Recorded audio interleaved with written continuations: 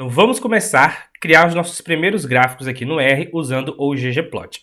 Então vamos começar com a primeira função que a gente tem que escrever, que é a função ggplot. Sempre a gente começa escrevendo essa função e coloca os argumentos, que é tudo que vem dentro do parênteses, e outras funções que eu já vou mostrar para vocês como é que a gente acrescenta. Então o primeiro passo aqui, depois que eu escrevi a minha função ggplot, é botar o argumento que vai especificar onde está a minha planilha de dados.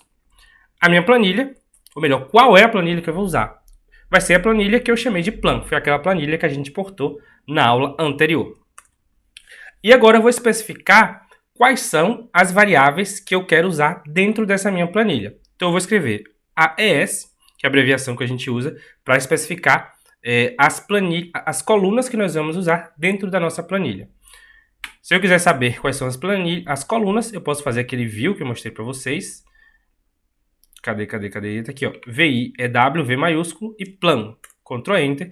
E aqui eu dou uma olhada em todas as minhas variáveis. Cada coluna aqui é uma variável.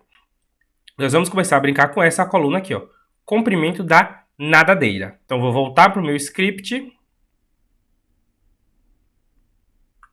E tá aqui. Beleza?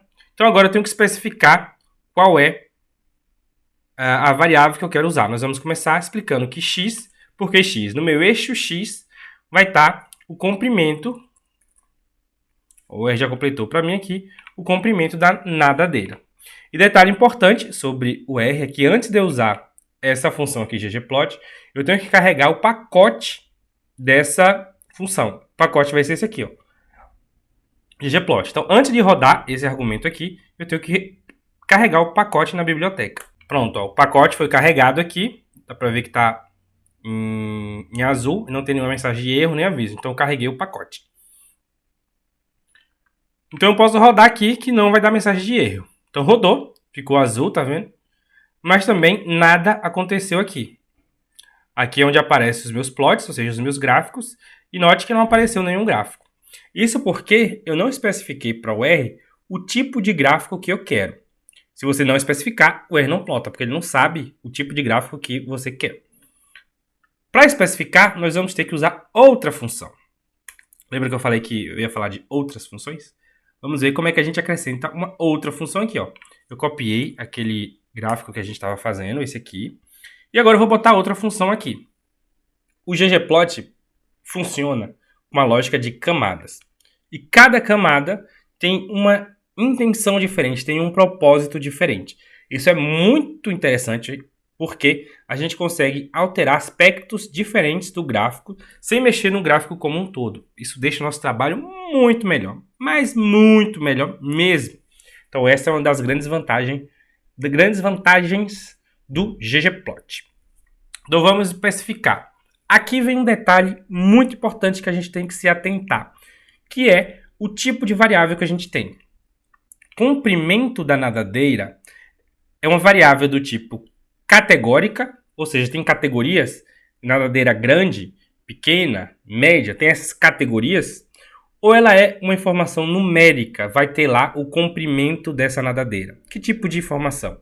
Isso é muito importante porque isso vai limitar o tipo de gráfico que a gente pode usar. Como é que eu faço para saber?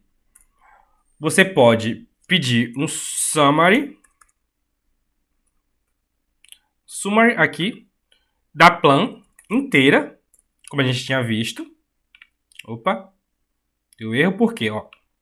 Porque eu coloquei um mais aqui, ó, tá vendo? E aí o ggplot achou que isso aqui era continuação, era uma camada, e não é uma camada. Então vamos fazer do jeito certo, vamos pedir aqui em cima, para não ter confusão. Tá aqui, ó, do plan. E notem que aqui tem um comprimento da nadadeira, essa variável, tem o valor mínimo, valor máximo, e se tem essas informações, valor mínimo, valor máximo, eu já sei que o R entendeu que é numérico. Se viesse assim, ó, character, eu tinha entendido que o R entendeu que isso aqui é do tipo categórico, são categorias. Por exemplo, espécies são categorias, né? Espécie A, espécie B são categorias. Já o comprimento da nadadeira é numérico. Tem outra forma mais direta de ver a categoria de uma variável específica? Tem. E eu vou mostrar aqui para vocês. Eu vou pedir a classe de plan Se eu fizer assim, ele vai me dizer que plan é um data frame, ou seja, ele vai dizer que a minha planilha é um data frame. Mas eu não quero saber da minha planilha inteira, eu quero saber de uma variável dentro dessa planilha. Como é que eu faço isso?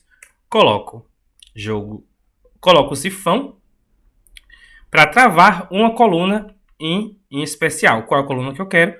Comprimento da nadadeira. Dou um Ctrl Enter. E aqui ele vai me dizer que o comprimento da nadadeira é uma variável do tipo numeric, é numérico. Beleza? Isso já vai limitar os tipos de gráficos que eu posso fazer. Aqui, um tipo de gráfico possível é um histograma. E como é que eu faço um histograma? Eu vou usar a função geon. E o geon vai me dizer o tipo de gráfico que eu posso fazer. Aqui vão ter muitos tipos de gráficos. Por exemplo, boxplot, gráfico de densidade, dotplot. Só que nem todos eu consigo fazer de fato por causa da característica da minha variável. Se a minha variável é do tipo numérica, eu posso tentar um histograma. E aqui eu dou um Ctrl Enter. E aqui gerou o meu histograma. Ele me deu aqui uma mensagem de aviso, mas eu não preciso me preocupar com ela no momento, porque só uma mensagem de aviso não é o erro, mas ele gerou o meu histograma. Como é que eu interpreto aqui? Aqui no eixo X, cada uma dessas barrinhas vai ser um intervalo de valores. Por exemplo, aqui poderia ser de 150 a 160, é um intervalo. E a altura da barra é o número de amostras que tem dentro desse intervalo. E quanto mais alta a barra, mais amostras eu tenho dentro desse intervalo. No meu caso aqui, cada amostra, cada unidade amostral é o comprimento da nadadeira de um pinguim. Ou seja, cada pinguim é uma unidade amostral. Então, dentro desse intervalo aqui, vamos supor que é de 160 a 170, só tem aqui em torno, talvez, 2 pinguins aqui nesse intervalo. Nesse intervalo aqui, que é bem maior, tem cerca de 30 pinguins. Então, o gráfico de histograma ele é muito interessante quando eu tenho uma única variável numérica, porque ele me mostra a distribuição dessa variável. Aqui a gente não vai entrar muito em detalhes sobre tipos de distribuição, porque não é o nosso foco. A gente deixa esse foco para outra playlists ou talvez um outro curso. Mas essa distribuição ela é do tipo bimodal. Tá vendo? Ela tem um pico aqui, ela desce, depois tem outro pico. A gente chama de bimodal. Já é uma interpretação desse gráfico. Outro tipo de gráfico possível, quando tem uma única variável numérica, é o gráfico de densidade. Como é que eu faço ele? Eu vou copiar de novo essa aqui que a gente está fazendo. Ctrl C. Vou colocar aqui. Ctrl V. E vou acrescentar aqui mais uma camada. Como é que eu faço? Boto mais, desço. Vou usar geon. E densidade. Ctrl Enter. Criou aqui um gráfico de densidade. Tá vendo? Ele tem essencialmente as mesmas informações do que o histograma. Não é exatamente igual, mas ele vai na mesma linha. Aqui ele mostra uma linha que é a densidade, né? Ele não mostra aqui por intervalo, ele mostra a tendência geral. Então, esse aqui é um gráfico de densidade. E aqui a gente vê bem nitidamente dois picos, né? Um maior aqui e outro menor aqui.